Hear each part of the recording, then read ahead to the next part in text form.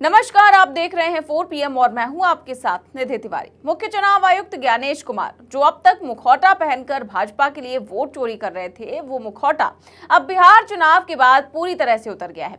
ऐसे में विपक्ष ने भी पूरी तरह से ज्ञानेश कुमार पर हमला तेज कर दिया है और उनको पद से हटाने के लिए एड़ी चोटी का जोर लगाया जा रहा है। अब एक तरफ जहां विपक्ष वोट चोरी को लेकर ज्ञानेश कुमार पर हमला बोल रहा है, उनको पद से हटाने की बात कर रहा है, तो वहीं जिन राज्यों में SIR चल रहा है वहां पर भी ज्ञानेश कुमार के खिलाफ बड़ा विरोध देखने को मिल रहा है। खुद ज्ञानेश कुमार के कर्मचारी ही सड़कों पर उतरे हुए हैं और आत्महत्याओं के लिए ज्ञानेश कुमार को जिम्मेदार ठहरा रहे हैं। ऐसे में सवाल उठता है कि क्या ज्ञानेश कुमार को अपने पद से रिजाइन करना पड़ सकता है? क्या सच में विपक्ष प्रस्ताव लाकर ज्ञानेश कुमार को चुनाव आयुक्त के पद से हटा सकता है? क्या SIR के खिलाफ जो विरोध हो रहा है उससे ज्ञानेश कुमार की कुर्सी छिन सकती है?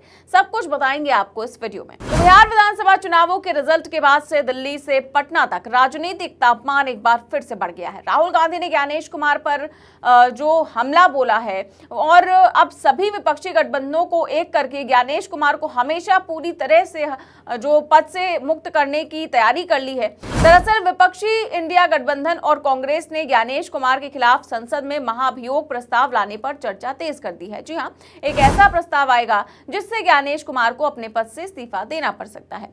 न्यूज़ 18 में छपे इस रिपोर्ट के मुताबिक पार्टी सूत्रों के अनुसार ये मुद्दा पिछली संसद में भी उठाया गया था, लेकिन अब शीतकालीन सत्र से पहले विपक्ष के भीतर नई विमर्श शुरू हो गई है। कांग्रेस का कहना है कि चुनावी प्रक्रियाओं और EVM, मतदाता सूची और विशेष गहन पुनरीक्षण यानी कि SIR से जुड़े सवालों के जवाब लंबे समय से नहीं मिल रहे हैं।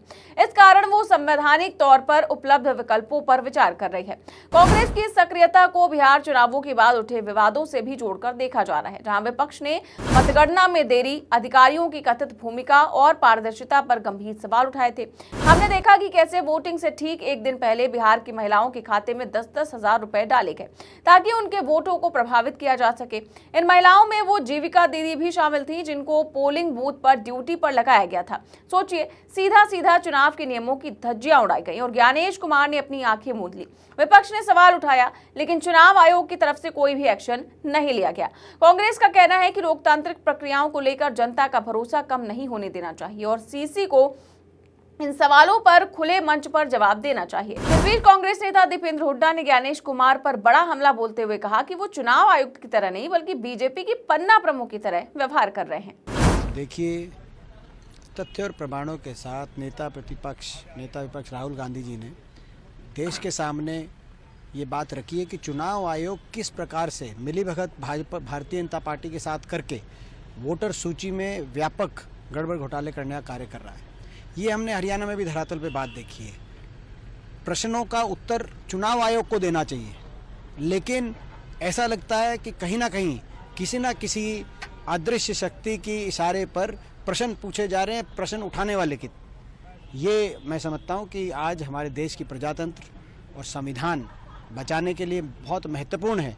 चुनाव की प्रक्रिया निष्पक्ष हो, इस बात को लेकर जो ये सारे प्रश्न उठाए गए हैं इनका जवाब दिया जाए।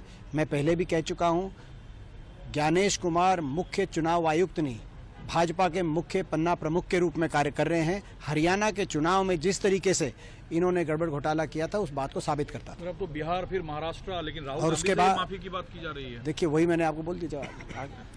अब देखिए, ज्ञानेश कुमार पर कांग्रेस खुलकर हमला कर रही है। इसके साथ ही अन्य विपक्षी दल भी कांग्रेस के साथ खड़े नजर आ रहे हैं। प्रशांत किशोर, जो चुनाव से पहले ज्ञानेश कुमार और वोट चोरी के मुद्दे पर बोलने से बच रहे थे, वो भी अब खुलकर सामने आ गए हैं। उधर कांग्रेस के सूत्रों ने बताया कि इंडिया ब्लॉक की पार्टियों के साथ ज्ञानेश कुमार के खिलाफ संसद में महाभियोग प्रस्ताव लाने पर औपचारिक बातचीत शुरू हो गई है। पिछली बार ये चर्चा संसद के भीतर व्यापक रूप से उठी थी, लेकिन अब पार्टी इसे दोबारा ठोस रूप देने का प्रयास कर रही है। मतलब अब जैसे भी करके ज्ञानेश कुमार को मुख्य चुनाव आयुक्त की कुर्सी से हटाना विपक्ष का एकमात्र लक्ष्य बन गया है। अब बात करें कांग्रेस को ज्ञानेश कुमार से आपत्ति क्या है, तो इसमें चुनावी प्रक्रियाओं की पारदर्शिता, उस पर सवाल, EVM और मतदाता सूचियों को लेकर असंतोष, आयोग की कथित चयनात्मक कार्रवाई, बिहार चुनावों में मतगणना को लेकर लेकर विवाद जैसे कई मुद्दे शामिल हैं। यही वो कारण है जिनको लेकर विपक्ष महाभियोग लाने की तैयारी में जुटा है। विपक्ष को लगता है कि आयोग जवाबदेही से बच रहा है। ऐसे में सवाल उठता है कि क्या महाभियोग लाने से ज्ञानेश कुमार का जाना तय हो जाएगा या फिर बेकार की कवायद है। तो आपको बता दें कि महाभियोग प्रस्ताव एक संवैधानिक प्रक्रिया है और इसमें संसद के दोनों सदनों का महत्वपूर्ण समर्थन आवश्यक होता है।